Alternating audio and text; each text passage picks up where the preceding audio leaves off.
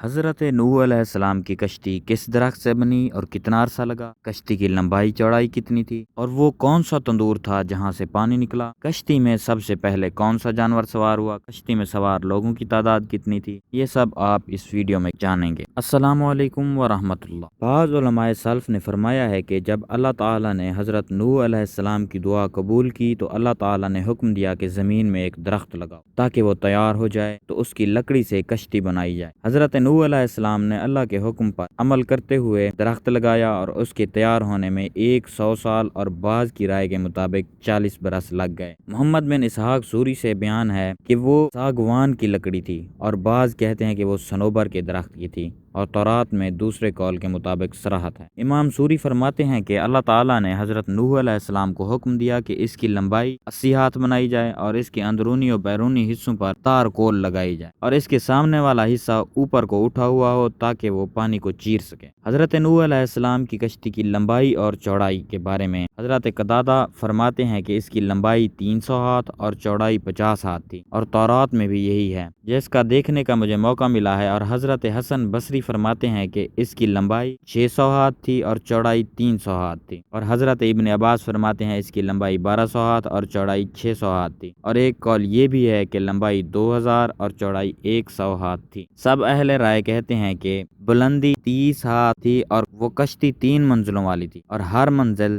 10 ہاتھ اونچی تھی۔ نچلا حصہ چوپائیوں اور جنگلی جانوروں کے لیے تھا، درمیانی حصہ انسانوں کے لیے تھا اور سب سے اوپر والا پرندوں کے لیے مخصوص تھا۔ اس کا دروازہ چوڑائی کی جانب تھا اور اس کے اوپر ایک ڈھکن سے مکمل طور پر بند کر دیا گیا تھا۔ اللہ تعالیٰ نے فرمایا کہ نوح علیہ السلام نے دعا کی، اے میرے رب میری مدد فرما کیونکہ انہوں نے مجھے جھٹلایا ہے۔ اور اس سے اگلی آیات کا خلاصہ یہ ہے کہ اے نوح ہمارے حکم کے مطابق اور ہمارے سامنے کشتی تیار کرو تاکہ ہم درست کام کرنے پر ساتھ ساتھ تیری رہنمائی کرتے رہیں۔ بس جب ہمارا حکم آئے اور تندور جوش مارنے لگے تو ہر چرند پرند اور جانور میں ایک جوڑا کشتی میں سوار کر اور گھر والوں کو بھی، مگر جن کے متعلق ہمارا فیصلہ پہلے ہو چکا ہے ان کو سوار نہیں کرنا، اور ظالموں کے بارے میں مجھ سے بات نہ کرنا، یقیناً وہ ڈبو دیے جائیں گے۔ تندور سے کیا مراد ہے؟ جمہور کے نزدیک اس سے روئے زمین مراد ہے، یعنی زمین کے تمام اطراف نے باہر پانی نکالنا شروع کر دیا، حتیٰ کہ تندور جو آگ کی جگہ ہوتی ہے اس سے بھی پانی جوش مارنے لگا۔ اور حضرت ابن عباس رضی اللہ تعالی عنہ فرماتے ہیں کہ تندور ہند میں ایک چشمہ ہے، اور امام شافعی نے کہا کہ کوفے میں ایک چشمہ ہے، قتادہ نے کہا کہ جزیرہ میں ایک چشمہ ہے، حضرت علی رضی اللہ تعالی عنہ نے کہا کہ تندور سے مراد صبح کا چمکنا اور روشن ہونا مراد ہے، یعنی صبح کے وقت ہر چیز کا جوڑا جوڑا کشتی میں سوار کر لینا۔ لیکن یہ قول نہایت غریب ہے، اور اہل کتاب کی رائے یوں ہے کہ جن جانوروں کا گوشت کھایا جاتا ہے ان میں سے ہر ایک کے 7 جوڑے اور اس کے علاوہ باقی جانوروں میں سے ایک ایک جوڑا اپنے ساتھ کشتی میں سوار کرنا۔ لیکن یہ ہماری سچی کتاب قرآن کریم کے خلاف ہے، کیونکہ اس میں اثنین 2 کا لفظ ایک ایک جوڑا ہونے میں صریح ہے، اور اس طرح